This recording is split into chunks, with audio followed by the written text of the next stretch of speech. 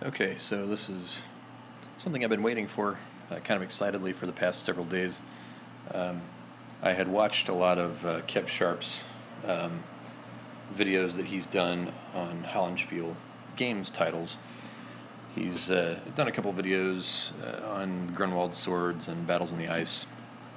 And so that kind of got me interested, and I was looking through the Hollandspiele games library.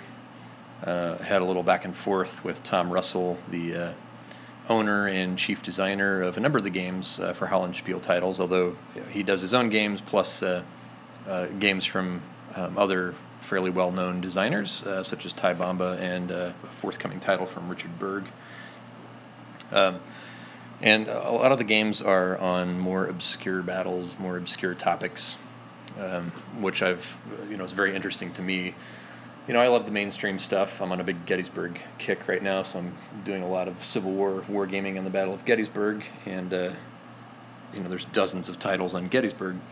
But I do love the more obscure kind of stuff. I like the 30 Years' War type stuff, musket and pike, Battle of Blenheim, Austrian Succession, Crimean War, siege warfare. All kinds of that stuff that's basically not World War II East Front, which is the 900-pound gorilla of the wargaming hobby. And I don't think there's any East Front titles that Hollandspiele Games has done. I know they did the Scheldt campaign, but that was that was actually their first title. But that was in the whatever it is, the Scheldt estuary, or however you pronounce it, the Scheldt estuary of the in the Netherlands. So World War II, yes. East Front, no, thankfully. But I don't have that title. I was most interested in the Shields and Swords system, which is Grunwald Swords, the House of Normandy, and the most recent title, Battles on the Ice. Those are all medieval era titles, which is hence the system being called Shields and Swords. That's what you're dealing with: shield walls, wing combat. A couple of these, I know at least Battles on the Ice and Grunwald Swords have a kind of variable reinforcement entry mechanic to them, or mechanism to them, that make kind of interesting make for an interesting battle in terms of how you utilize that just at the right time to make the battle swing in your favor. House of Normandy I don't think has that, although this has a couple more battles. I think this has 2 battles. This may just be the single battle of Grunwald. So there's not quite the interesting mechanism in House of Normandy. I know Tom did a video and a blog post kind of describing, what do you do. He had these kind of hooks for these 2 battles that had the cool mechanism. But here he had to be a little more creative, because as he said in his podcast and interviews and so forth, he enjoys straight-up war games, but he wants to design and publish war games that have some kind of interesting mechanism to them, some kind of interesting element to the rules, beyond just a typical SPI style 1970s, early 1980s, straight up CRT odds-based wargame. So all of his designs, all of his published titles will have some kind of interesting twist to them. Maybe twist isn't the right term, but some element, some different or unique element to the rules that makes them more than just a straight up odds-based CRT-style wargame. So that certainly interested me from a standpoint of interest in the different games. This one here, More Aggressive Attitudes, is a Civil War title. This is on the 1862 Virginia campaign. This would be Lee versus Pope. Kind of an operational style game. Since I'm on a big Civil War kick right now, this is what kind of caught my eye first. There's more titles coming up, one on the Red River campaign that I think will use a similar system to this. And then there's a design coming out in the next month or 2 that Tom himself is doing on the 7, is it the 7 days? No, 7 Pines, which is part of the 7 days. It may just be 7 Pines / Fair Oaks, which will be another Civil War title. So those two I'm definitely very much looking forward to, but interested to try this particular design out and see how it plays. I thought I would just take a look inside the box on these. I know I may just look at House of Normandy and More Aggressive Attitudes, because I know Kev has done unboxings on Grunwald Swords and Battles on the Ice. I do want to say, though, I kind of like the artwork on all these, and I know that the art is Gonzalo Santa Cruz and Anya Zilkowska, I guess. I'm maybe butchering that. I know she's Polish, but my Polish pronunciation ain't so good. So I don't know if she did the covers on these, but I really like the covers.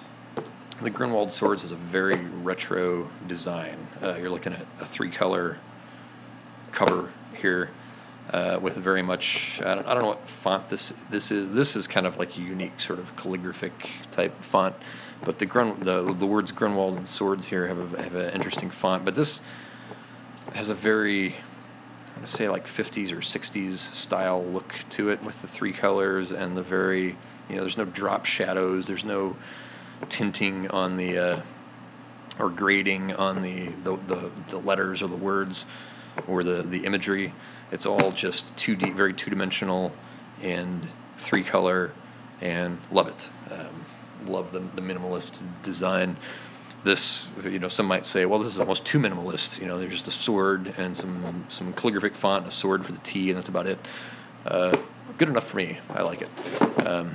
Same thing. House of Normandy has a little more to it. You've got the not sure if those are like colored glass or whatever you call it that you would see in a church type imagery, or if it's an actual drawing or something.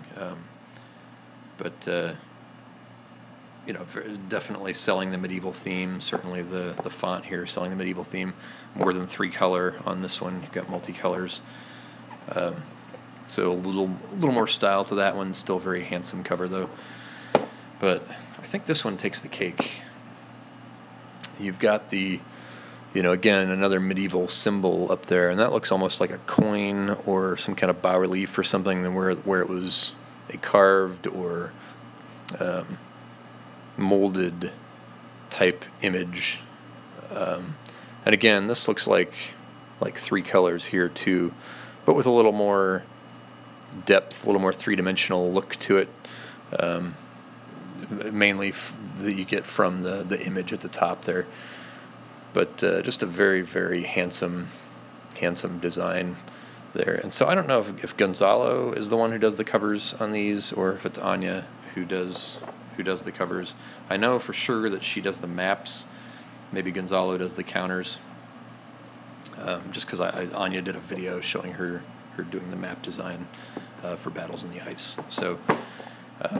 But we'll pop open House of Normandy here and see what we've got inside. And all these, these are fairly small boxes. This is all print on demand through Blue Panther.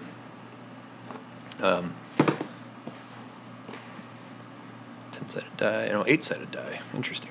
I haven't actually read the rules to the Shields and Swords system. So here we've got the game specific rules. Not too many pages here. It is a full color. Probably 8 pages with all of your various setups. Looks like there's 4 battles. You've got Tinchbrai or Tinkabrai 1106. The standard 1138. Lincoln 1141. Wilton 1143. But yeah, you got 8 pages of game-specific rules. Here's the Shields and Swords 2 system rulebook. Again, full color. And same thing here, 8 pages of rules. Wow, it's almost the Columbia Games, and it's really 7 pages of rules and then a chart on the back. Almost the Columbia Games style of rules, which nothing more than 8 pages. Here's your laser printed, laser cut counters. Here's the front side.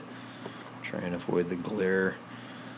And looks pretty clear. Pretty nice for, you know, a print on demand laser print rules. Maybe a little blurrier on the back. You can see here, just looking close at those. I don't know, pretty clear.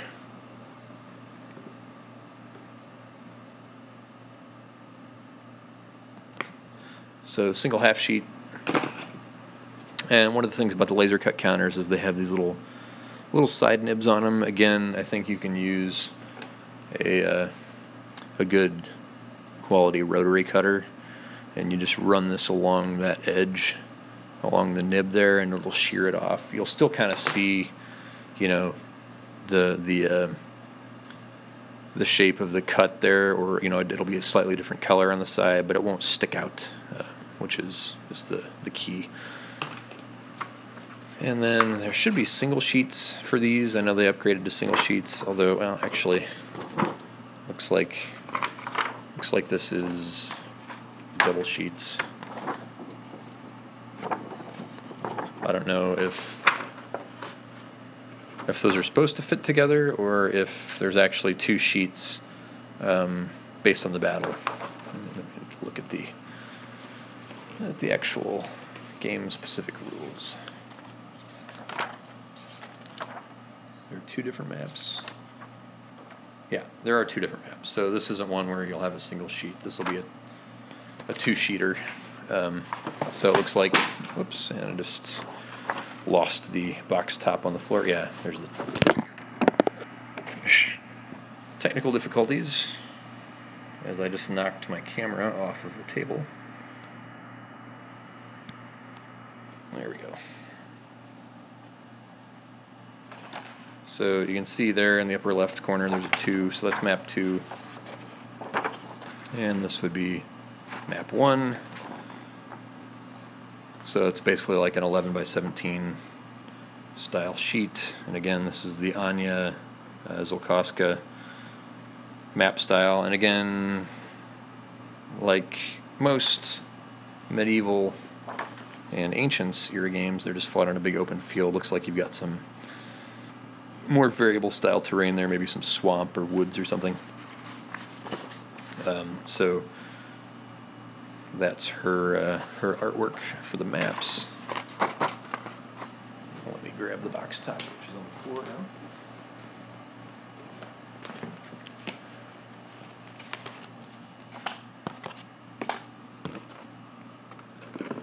Let's look at House of Normandy. I may actually start with this one. I'm kind of interested to see how some of these battles play out. The other one here, let's take a look at more aggressive attitudes. See what we've got in here. That's just 1d6, kind of like the old SPI size, like a big chunky d6. And here's the rule book here. Looks like maybe another 8 pages, actually 6 pages, plus the back, which has your CRT, casualty table, and TEC. But again, also full color. There's your second battle of Bull Run, which is what happened right in the middle of this campaign. The 1862. More camera issues. This holder that I have is not the greatest. I'm trying to turn this. There we go.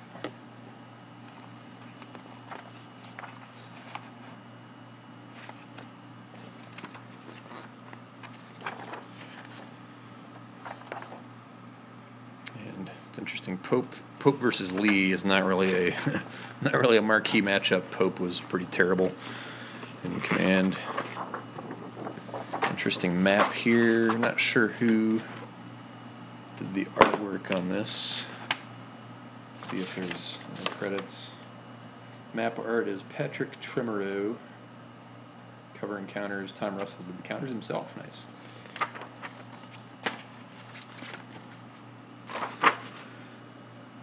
But the map, fairly handsome looking. Kind of a period tint to it. You've got your turn track, again with sort of a period style of font there. The title. Kind of a nice three-dimensional look to the terrain. Very, very brown, so it has that kind of sepia tint to it. And then it looks like there's a victory point track. Wow, this is like the closest I've seen to, you know, a cardstock type CRT type printout here. Interesting. It's just for the victory point track. Oh, actually, there are some more charts here. CSA special event chits, USA special event chits. It's got some kind of CRT type, not CRT, but some charts there. So yeah, some cardstock editions, and then the counters, another half sheet of the laser cut counters, and again these look pretty clear. Sometimes I know with the print on demand type stuff you can get some smearing or some blurring, but these look like they're pretty good.